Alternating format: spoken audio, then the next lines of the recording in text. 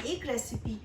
चले आज बनाते हैं एक मज़ेदार सा सैलड, और वो भी ऑर्ज़ो पास्ता सैलड। आप इसको एज अ होल मील भी खा सकते हैं और एज अ साइड डिश भी खा सकते हैं। तो मज़ेदार हुई ना बात। चले बनाते हैं ऑर्ज़ो पास्ता सैलड। तो अपने ऑर्ज़ो पास्ता का जो सैलड बनाएंगे, ऑफ कोर्स ऑर्ज़ो पास्ता हमारा मेन इंग्रेडिएंट है यहाँ पर।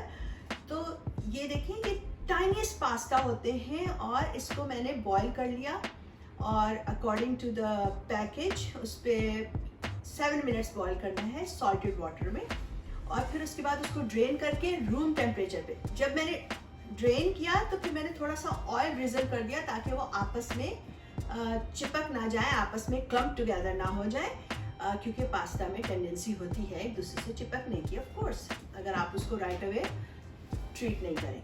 तो ऑयल डाल के इस तरह ये हमारा पास्ता अब अलग अलग रहेगा। तो ये 1 कप पास्ता है और ये मैं अपने बोल में डाल दूँगी। जो ये वाला ऑर्ज़ो पास्ता है ये ट्राई कलर है, इसको ट्राई कलर ऑर्ज़ो पास्ता कहते हैं। और अगर आपको ट्राई कलर ना मिले तो आप यूनिकलर, जो एक सिंगल कलर होता है, वो वाला भी यूज़ कर सकते हैं। और अगर इन केस आपको ऑर्ज़ो पास्ता मिले ही नहीं तो कोई भी स्मॉलेस्ट पास्ता जो होते हैं दुकान में, वो आप इस सैलड के लिए यूज़ कर सकते हैं। तो अब इसमें अपने कुछ जल्दी से कुछ चीज़ें ऐड करते हैं। और सबसे पहले उसमें है कि कुछ चेरी टोमेटोज, तो ये इसमें चले गए।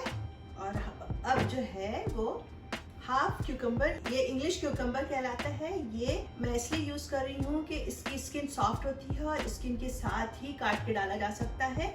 आप रेगुलर क्यूकम्बर भी डाल सकते हैं, बस मेक श्योर करें उसकी स्किन रिमूव कर दें, क्योंकि उसकी स्किन थोड़ी सी हार्ड होती है। तो हमारा क्यूकम्बर भी जा रहा है हमारे बोल में, क्यूब में कटे हुए अच्छे।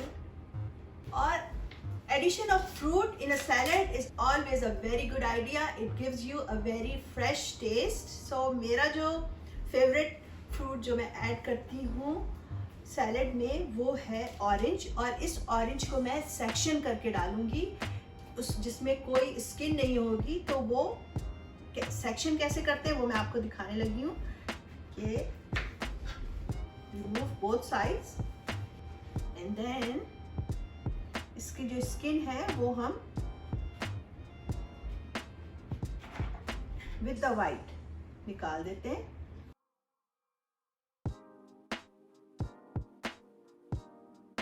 और अब हमें क्या करना है कि ये जो इसकी लाइनें बनी हुई है ना, इसके दरमियान से हमने सेक्शन काटना है। तो इसका तरीका ये है कि you go like this in between the lines. Here we go.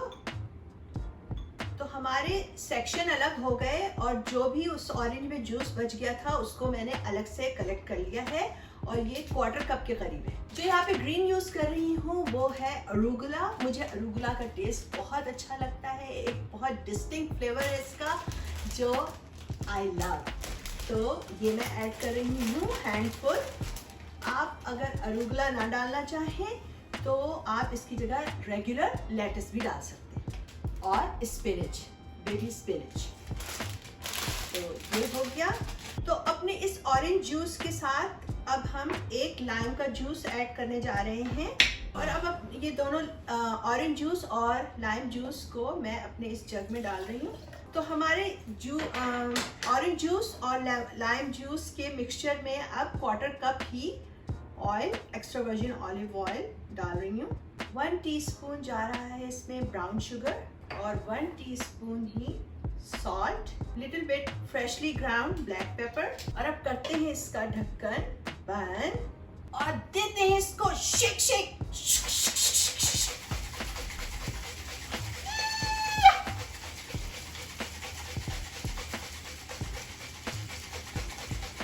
ये देखें, हमारा ऑयल हमारे सिट्रस के साथ मिल्क के एमल्सिफाई हो गया है। That's the reason we got little bit thicker juice, little bit thicker liquid. This vinaigrette can be used on any other salad, not just this salad. It's a very good vinaigrette. खुल जाओ। तो हमारे सारे ingredients जो हमें pasta ऑर्जो pasta salad के लिए चाहिए था वो चला गया है।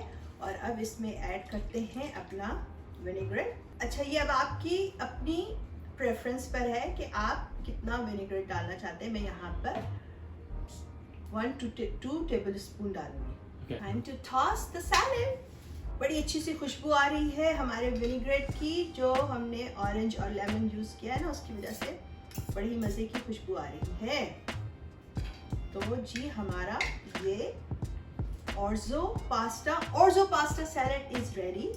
और आप इसको एक बोल भर के बैठ के खाएं, मज़े से पेट भी भर जाएगा आपका और कॉन्शियस भी क्लियर रहेगा कि हमने बहुत हेल्दी चीज़ खाई है।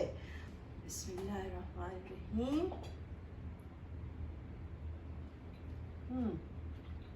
बहुत ही मज़े का टेस्ट आ रहा है हमारे अरुगुला का और ऑरेंजेस का और ऑर्जो पास्ता दरमियान में। और इसके अलावा हमारे tomato, cucumber, everything is well balanced here. So मेरे कुछ व्यूअर्स जो हैं वो सैलेड की फरमाइश कर रहे थे, तो this is one of the salad जो कि मेरे घर में बहुत शौक से खाया जाता है, तो वो मैंने आपके सामने बनाया है। इसके अलावा और भी बहुत सारे सैलेड शेयर कर सकते हैं इफ़ यू वांट। तो जाते जाते आप मुझे कमेंट बॉक्स में लिखना ज़रूर, बताना भूलिएगा मत कि आपको किस किस्म की रेसिपी पसंद है, किस किस्म के खाने पसंद हैं। इंशाल्लाह I will make that for you happily. और याद रखें कि आपके खाने में मज़ा इंग्रेडिएंट से नहीं आता, प्यार और तवज्जो से आता है।